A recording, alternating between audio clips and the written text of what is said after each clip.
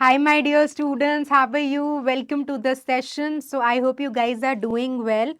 Now, in today's lecture, we are going to solve some very interesting questions of fill in the blanks, right? So, fill in the blanks are also very commonly seen in IP Mat. With the right temperament, with a very good vocabulary, you can definitely ace these questions. बहुत कम time consume करते हैं and you get to explore a lot of questions, right? If you have good vocabulary. तो दो चीज़ें important है. आपका word base तो solid होना ज़रूरी है. तो अगर आप वोकेबलरी में स्ट्रगल कर रहे हैं तो हमने एक सीरीज़ करी थी जिसमें हमने क्लोज टू 100 वर्ड सीखे थे, राइट? वो आपको हमारे यूट्यूब चैनल पे ही मिल जाएगी, IP मैट वाला पे. इसके अलावा एक वीडियो है जिसमें वोकेबलरी बिल्डिंग स्ट्रैटेजीज़ की बात करी है, तो आप वो वीडियो भी ज़रूर एक्सप्लोर करिए, क्योंकि वहाँ पर मल्टीपल अप्रोचेस जो आपको एक सॉलिड वोकेबलरी बिल्ड करने में मदद कर सकती हैं, वो सब डिटेल में डिस्कस्ड है. इसके अलावा एक बहुत अच्छी बुक है, word power made easy by Norman Lewis. इस बुक को कैसे एक्सप्लोर करना है, कैसे रीड करना है, इसका भी वीडियो यूट्यूब चैनल पे ही है, IP मैट वाला. तो ये आपके पास मल्टीपल रिसोर्सेज हैं जो फ्री हैं, जो IP मैट वाला के यूट्यूब चैनल पे अवेलेबल हैं. बस आपको करना क्या है, आपको इन सब पर्टिकुलर वीडियोस को एक्सप्लोर करना है. और मेरा विश्वास मानिए, ये करने के बाद आपको बहुत कॉन्फिडेंस आएगा, डायरेक्शन मिलेगी कि आप वोकैबुलरी को कैसे एनहांस कर सकते हैं. दूसरा, आप जब भी कोई भी फिल इन द ब्लैंक का क्वेश्चन एक्सप्लोर करते हैं तो एक और इम्पॉर्टेंट पॉइंटर है जो आपके दिमाग में रहना चाहिए कि आप स्ट्रैटेजिकली क्वेश्चन को एक्सप्लोर करें. अगर बिना स्ट्रैटेजी के क्वेश्चन को एक्सप्लोर करेंगे तो फिर वो मुश्किल और दुविधा हो जाती है. सो हमेशा आइडेंटिफाई करिए कि क्या बात हो रही है, ऑथर उसके बारे में क्या डिटेल्ड इंफॉर्मेशन दे रहा है. एक सिंपल आंसर को प्रिडिक्ट करिए, अग्रेसिव प्रोसेस ऑफ एलिमिनेशन करिए, राइट? ऑप्शंस को एलिमिनेट करके आप बहुत इंटेलिजेंटली, वाइजली राइट आंसर्स तक पहुंच सकते हैं, राइट? तो आज एक्सप्लोर करेंगे कुछ very interesting questions of fill in the blanks जो आपको बहुत मज़ेदार लगेंगे. आपको एक अच्छा पर्सपेक्टिव मिलेगा और आपको समझ में आएगा कि ऐसे क्वेश्चंस को एग्जाम में कैसे एक्सप्लोर करना है. तो सेशन को बिगिन करते हैं. My name is Juhi Narula. तो आपको इस क्लास को as a follow along class लेना है, राइट? आपको अच्छे से एक बार क्वेश्चन को पढ़ना है, राइट? एक्सप्लोर करना है and then see which choice fits in the best. तो ये पहला क्वेश्चन आपके लिए स्क्रीन पर है. तो सबसे पहले डायरेक्शन पढ़िए, राइट? किसी भी क्वेश्चन में, fill in the blank question में मल्टीपल 3 वेरिएंट्स हो सकते हैं. हो सकता है कि आपको एक सिंगल ब्लैंक दिया जाए. एक और जो कॉमन वेरिएंट है जहाँ पे सेंटेंसेस में 2 ब्लैंक्स दिए जाते हैं, तो वो भी आपको मिल सकता है. एंड एट टाइम्स 3 ब्लैंक्स भी मिल सकते हैं. तो आपको ऐसा नहीं है कि सारे क्वेश्चंस ट्रिपल ब्लैंक के मिलेंगे या सारे डुअल ब्लैंक है या सारे सिंगल ब्लैंक है. There will be a very interesting mix of all the types. तो यही हमको समझना है कि we are able to get ready and our mind should adept switching from one question type to another. तो जैसे अगर आप इस क्वेश्चन को देख कर एक्सप्लोर करोगे, सो आई रीड द डैश दो सेल्यूलर बॉडीज. तो यहाँ पर ना हमारा थोड़ा बहुत अंडरस्टैंडिंग ऑफ ग्रामर भी बहुत मदद करता है क्वेश्चन सॉल्विंग पे. जैसे अगर आप इस सवाल में देखोगे तो आपको समझ में आएगा दो सेल्यूलर बॉडीज. तो दोज अगर आपने बेसिक ग्रामर पढ़ी है तो आपको क्लियरली पता चलेगा कि भाई दोज तो प्लूरल के लिए इस्तेमाल होता है ना?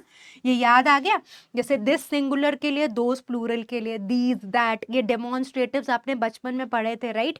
सो दोज सेल्यूलर बॉडीज, यानी कि यहाँ पे जो हमें टर्म चाहिए वो कौन सी टर्म चाहिए, वो एक प्लूरल टर्म चाहिए, राइट? इसके बेसिस पे देखो आप कितना इफेक्टिवली चॉइसेस को एलिमिनेट कर सकते हो, राइट? बट वी नो कि यहाँ पर एक प्लूरल टर्म आएगी. अब आगे बढ़ते हैं. तो देखिए, सिर्फ आपने पहले वर्ड को ही अगर इफेक्टिवली ऑब्जर्व किया तो एक क्लू यूटिलाइज कर लिया जो क्वेश्चन सॉल्विंग में आपको मदद करेगा. These cellular bodies which contain the dash particles, the genes provide us with basic facts of genetic transmission. तो हमें देखना है कि सबसे पहले हम पहले ग्राउंड पे दो ऑप्शंस को एलिमिनेट करते हैं और देखते हैं कि हमारे पास प्लूरल ऑप्शंस कौन से हैं. तो अगर आप देखोगे तो हमारे पास दो ही प्लूरल ऑप्शंस है, प्रोटोप्लाज्म और साइटोप्लाज्म. तो सिंगुलर टर्म्स है, राइट? ये आप देख के समझ जाएंगे कि भाई अगर हम प्रोटोप्लाज्म की बात करें और साइटोप्लाज्म की बात करें, ये तो सिंगुलर टर्म्स है, यानी कि ये तो पहले ब्लैंक में फिट नहीं हो सकती, तो फिर आपको माइक्रोस्कोपिक और माइन्यूट पे भी ध्यान नहीं देना, राइट। अब हमारे पास दो इंपॉर्टेंट पॉइंटर्स हैं, दो चॉइसेस में हम नैरो डाउन करते हैं, बी और डी चॉइस बची, राइट। तो आपको देखना है कि कैसी सेल्यूलर बॉडीज हैं, वो ग्लोब्यूल्स या क्रोमोसोम्स, क्योंकि हम कोई बैकग्राउंड के तो है नहीं, मतलब हो सकता है कोई स्टूडेंट ने बायोलॉजी बिल्कुल पढ़ी ना हो तो उसको पता ही ना हो, बट लॉजिक ही टेस्ट हो रहा है, इसका आपको ध्यान रखना है। So which contains the dash particles, पर हम थोड़ा आगे पढ़ेंगे, the genes provided provide us with basic facts of genetic transmission. तो जेनेटिक ट्रांसमिशन कम होता है एक जनरेशन से दूसरे में, तो between fat and heredity, which is a better term, hereditary, no, because we are talking about genetic transmission. तो देखिए किस तरीके से लॉजिक से आप करेक्ट आंसर तक पहुंच सकते हैं। तो हमने पहला क्लू कैसे डिकोड किया, दो सेलुलर बॉडीज, तो यहाँ पे आपको प्रोटोप्लाज्म, ग्लोब्यूल्स, साइटोप्लाज्म, क्रोमोसोम्स का मतलब नहीं चाहिए था, तो देखिए वो कैबलरी का क्वेश्चन नहीं था, ये लॉजिक का क्वेश्चन था कि पहले तो स्टूडेंट दो समझे, उससे प्लूरल टर्म पे पहुंचे, दो चॉइसेस को एलिमिनेट करेगा, फिर लॉजिक से देखे कि अगर जेनेटिक ट्रांसफॉर्मेशन हो रहा है तो फिर वो हेरिडिटरी तो होगा, राइट। सो फैट और हेरिडिटरी के बीच में hereditary will make more logic and more sense in this context, right. So what will we pick up as the right answer, we will go for D as the right answer in this question, right. चलिए हम next question को try करते हैं, इसको try करिए। ये simple है, single blank question है, तो आपके लिए करना आसान होगा। कई बार पता है क्या होता है कि डुअल ब्लैंक आसान रहते हैं या ट्रिपल ब्लैंक आसान रहते हैं, सिंगल में कई बार स्टूडेंट्स फंस जाते हैं। चलिए, सो क्वेश्चन क्या पूछ रहा है, the insurance claim was dash by the relevant documents. So यहाँ पर बेसिकली आप देखिए कि insurance claim was dash by, so आप ये बोल सकते हो सपोर्टेड बाय, राइट। तो सपोर्टेड होना चाहिए, सस्टेन्ड बाय, बैक्ड इन। अब बैक्ड इन बाय, तो आप देख रहे हो एक प्रेपोजिशन इन आ गई, फिर दूसरी बाय, तो ये तो लॉजिक बनेगा नहीं, राइट। और एक इडियोमैटिक एक्सप्रेशन होता है, right, which is backed by. So this, जैसे I will give you this example, this venture was backed by Tata group, ठीक है। सो बैक्ड बाय मतलब सपोर्टेड। तो यहां पर अब क्या आपकी अंडरस्टैंडिंग बिल्ड हुई कि आपकी ईडियम्स की नॉलेज कितनी सॉलिड है, राइट। तो इडियोमैटिक एक्सप्रेशन है, इडियोमैटिक एक्सप्रेशन क्या होता है कि हमारे पास एक स्पेसिफिक वर्ब है, उसके बाद एक डेफिनेट प्रेपोजिशन आएगी और वो एक फिक्स्ड मीनिंग को कन्वे कर देगी। जैसे अगर आप बोलें कि ब्रेक कप हो गया, राइट, तो ब्रेक के बाद आपने स्पेसिफिक अप लगाया और इसका फिक्स्ड मीनिंग है, राइट। तो ब्रेकअप मीन्स कि भाई किसी का कोई रिलेशनशिप अगर टूट गया तो हमने कहा कि ब्रेकअप हो गया। या फिर अगर मैं पार्लर जाऊं और कोई बोले कि यार मेरे को रेडी कर दो, तो हम बोलेंगे मेकअप कर दो, राइट। कोई मेक डाउन, मेक बिलो नहीं बोलेगा ना। तो एक स्टैंडर्ड सेट यूसेज है कि कुछ वर्ब्स अपने बाद एक फिक्स प्रेपोजिशन लेके एक स्टैंडर्ड फिक्स्ड मीनिंग को कन्वे करते हैं। तो ये भी आईपी मैट बड़े इंटरेस्टिंग तरीके से चेक करता है। तो यहाँ पे क्या आप अवेयर हो कि बैक्ड बाय एक स्टैंडर्ड इडियोमैटिक एक्सप्रेशन है जिसका मतलब होता है सपोर्टेड। सो हमारे सस्टेन्ड, तो आप इंजरी सस्टेन करते हैं, राइट, और इंश्योरेंस क्लेम को प्रूव नहीं करेंगे, राइट। तो प्रूव और सस्टेन तो वर्ड ही गलत हो गए, और बैक्ड इन बाय दो प्रेपोजिशंस तो नहीं आ सकती, तो भी लॉजिकली आउट है। सो it was again logic and it was also awareness of idiomatic expression, right. So we will pick up C as an answer. अब जब आप ये वीडियो देख रहे हो तो एक नोट बना लो और लिख लो backed by means supported, and maybe you can write this example in support of your reasoning, right. तो इस तरीके से जब भी लॉजिक पकड़ पकड़ के क्वेश्चंस करेंगे तो आपके लिए आसान रहेगा। चलिए नेक्स्ट क्वेश्चन को ट्राई करिए, अच्छे से रीड करिए। तो जब भी आप कोई इस तरीके का लेक्चर देखते हैं विच इज़ रिकॉर्डेड वन, तो आपका अप्रोच रहना चाहिए कि just do it, follow along class, मतलब आप पैरेलली क्वेश्चन ट्राई करें, अटेम्प्ट करें, and then come to the answer, और फिर रीजनिंग देखें कि आपकी रीजनिंग और टीचर की प्रोवाइडेड रीजनिंग में कितनी सिमिलैरिटी है या वेरिएशन है। चलो, so let's see, I should not have dash to talk in such a dash strain, especially when I had not studied the man to whom I was talking.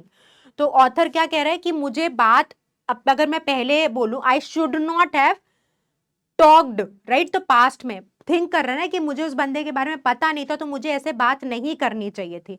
I should not have try, तो try तो tense ही नहीं match करता। Try tried होता तो फिर भी आप सोच सकते थे, पर ट्राई तो प्रेजेंट हो गया, तो हमें जो सेंटेंस में वर्ब फिट इन करना है पास्ट का, क्योंकि ऑथर बोल रहा है कि आई, जैसे अगर आपने कोई गलती कर दी या क्वेश्चन नहीं अटेम्प्ट किया तो आप सोचोगे I should have attempted that question, right, I should have attempt, या तो I should attempt the question. But अगर आप आई शुड नॉट हैव, तो हम पास्ट के रेफरेंस पे जा रहे हो, तो इस रीजन की वजह से डेयरिंग और ट्राई तो लॉजिकली और ग्रामेटिकल कंस्ट्रक्शन से ही अलाइन नहीं होता। समझ में आ रही है बात? सो आई वुड से अगर मैं अभी बोलूं I should try solving this question, but when I say I should not have done this, right, तो इस तरीके से आपकी ग्रामेटिकल अंडरस्टैंडिंग भी सॉलिड होना जरूरी है। तो हमारे पास दो चीजें रह गई, right. So one is ventured और अनदर इज इम्बोल्डन्ड, राइट। तो अब यहां पर वोकैबुलरी का खेल आ गया। So ventured is into, entered into the discussion, right, तो वेंचर करना होता है to get into. And if we talk about the word emboldened, right, तो अगर आप इम्बोल्डन्ड देखेंगे तो इम्बोल्डन्ड होता है किसी को करेज या स्ट्रेंथ देना, राइट, गिव करेज और स्ट्रेंथ और कॉन्फिडेंस टू समबडी, गिव करेज और स्ट्रेंथ और कॉन्फिडेंस टू समबडी, तो ये तो कॉन्टेक्स्ट में फिट ही नहीं होता, right. So this goes out, right, तो the only choice that fits in is choice C. तो देख रहे हैं कैसे लॉजिकली एलिमिनेशन से हम करेक्ट आंसर तक पहुंच रहे हैं, right. And when we talk about the meanings, तो देखिए डेयरिंग तो आपको पता ही है, डेयरिंग का मतलब बहादुर होना होता है। बोल्ड आप जानते ही हैं, राइट। वेंचर्ड मैंने आपको बता ही दिया। अब एक वर्ड आता है peremptory, right. So peremptory is that you know it is usually talked or used about somebody's behavior or speech, right? So when it is expected that the idea should be obeyed immediately without any question or refusal, right? तो आपने तुरंत एक idea को acceptance they the, that's what preemptory is, right? So what will be the correct answer? C in this case. चलिए, so let's try the next question here. बड़ा interesting question है। देखो ऐसे वर्ड, जैसा मैंने आपको बोला, कई बार simple questions difficult to solve हो जाते हैं, तो ये हमें समझना जरूरी है। तो high prices are dash of dash goods, तो हाई प्राइसेस अगर हम लॉजिकली कहें तो यानी कि प्राइसेस किसी के हाई क्यों होंगे, जब उसकी सप्लाई कम हो जाएगी, हम इसको लॉजिकली इंटरप्रेट कर सकते हैं, ठीक है। सो अगर आप देखो तो हम सबसे पहले चॉइसेस में देखते हैं कि क्या लॉजिकली फॉलो हो सकता है। तो the prices are often the result of glut, तो ग्लट का मतलब आपको यहाँ पे पता होना जरूरी है, राइट। हमने लॉजिकली तो ये देख लिया कि अगर किसी का प्राइस कम है तो यानी कि जो उसका गुड्स की अवेलेबिलिटी होगी वो ज्यादा होगी और वाइस वर्सा है, तो ये दो लॉजिक से आइडिया ड्राइव होता है। ग्लट इज एक्सेसिव, ठीक है, तो ग्लट का मतलब क्या होता है? एक्सेसिव। तो यहाँ पे देखिए the prices are often the result of excessive of goods, ये तो लॉजिकली एस्टैब्लिश ही नहीं करता कुछ भी, ठीक है। सो डी तो तुमने एलिमिनेट कर दिया। अब हमारे पास कौन सा ऑप्शन बचा? अब हमारे पास ए बी सी चॉइस बची है। Prices are often the cause, cause मतलब रीजन हो रहा, तो प्राइस रीजन ऑफ डेस्टिट्यूशन, तो आपको डेस्टिट्यूशन का मतलब पता होना चाहिए, ठीक है। अगर डेस्टिट्यूशन नहीं पता होगा तो फिर बी में आप फंसोगे। तो लेट्स सी, डेस्टिट्यूशन होता है बहुत गरीबी होना, राइट। तो जैसे कोई पुअर या डेस्टिट्यूट स्टेट में है, तो in a state of poverty या गरीबी। So high prices are often the cause of poverty of goods, goods कैसे पुअर हो गए, राइट। तो सी भी लॉजिक के हिसाब से एस्टैब्लिश नहीं होता। तो हाई प्राइसेस तो वैसे क्यों होंगे? हाई प्राइसेस का तो रीजन ये हो सकता है कि भाई अवेलेबिलिटी ऑफ गुड्स कम है। तो यहाँ पर अगर हम देखें, डर्थ भी कमी होता है और स्केर्सिटी भी कमी होता है, राइट। तो यानी कि डर्थ और स्केर्सिटी तो क्वेश्चन को गवर्न नहीं करेंगे, तो ये आपको जानना जरूरी है। Dearth is lack of something, similarly scarcity is again lack of something. तो अब यहाँ पे आपको दोनों वर्ड्स का मतलब पता होना जरूरी है। So the first word which is concomitant is associated और अकम्पनीड बाय, ठीक है, एसोसिएटेड और accompanied by. So the prices are often accompanied by the scarcity of goods. So this can make sense कि prices कैसे accompany होंगे, मतलब अगर किसी क्वेश्चन को अगर आप ध्यान दोगे कि अगर किसी चीज का प्राइस ज्यादा है तो क्यों हो रहा होगा, क्योंकि कमी हो रही होगी. So that does make perfect sense, right. अब हमारे पास एक वर्ड आता है विच इज अकम्पनीमेंट, राइट. तो अकम्पनीमेंट अगर हम देखें तो इसका बेसिकली मीनिंग होता है टू इनकॉर्पोरेट समथिंग, राइट. सो अगर आप देखोगे तो in that case accompaniment actually doesn't make a very logical fit here, right? So we can eliminate choice A and we will pick B as the final answer. Okay, now let's come to the last question of the set. Try this. तो again this is a typical question where an idiomatic expression का awareness होना ज़रूरी है. सो अगर आपको नहीं पता तो ध्यान रखिए कि ईडियम्स के लिए आप तुरंत काम करना शुरू कर दें. अगर आप बहुत ज़्यादा वेट करोगे तो लास्ट में क्या होता है कि बहुत मुश्किल हो जाता है इतना सब कुछ याद करना. The recent disturbance in the country will dash and peace will be restored. तो the recent distance in the country will go away, right. And peace restore हो जाएगी, मतलब शांति स्थापित हो जाएगी और जो डिस्टर्बेंसेस है वो हट जाएंगे, राइट. तो इसके लिए एक इडियोमैटिक एक्सप्रेशन होता है विच मीन्स ब्लो ओवर. ठीक है, something which will get over without any serious impact. So what is the correct answer? B. So this brings us to the end of the discussion. तो आप देखिए कि किस तरीके से with the help of grammar, with the help of vocabulary, with the help of logic, with the awareness of idiomatic expressions, you can get various varieties of questions in your exam, right? तो अपनी weaknesses को identify करिए. vocabulary के लिए जैसे मैंने आपको शुरू में suggestions दिए थे उनको incorporate करिए, idioms learn करने की कोशिश करिए, grammar पे focus बढ़ाइए, right? So everything comes along, it is a package, right? तो आपका हर aspect, be it reading, be it vocabulary, be it grammar, be it general understanding, सब सॉलिड होना ज़रूरी है to do well in IP mat. And I am sure आप में potential है और सिंसियरिटी है to work very hard and ensure that you ace the exam very nicely. I wish you all the best. Take very good care of yourself. Thank you so much for watching the video. Bye bye.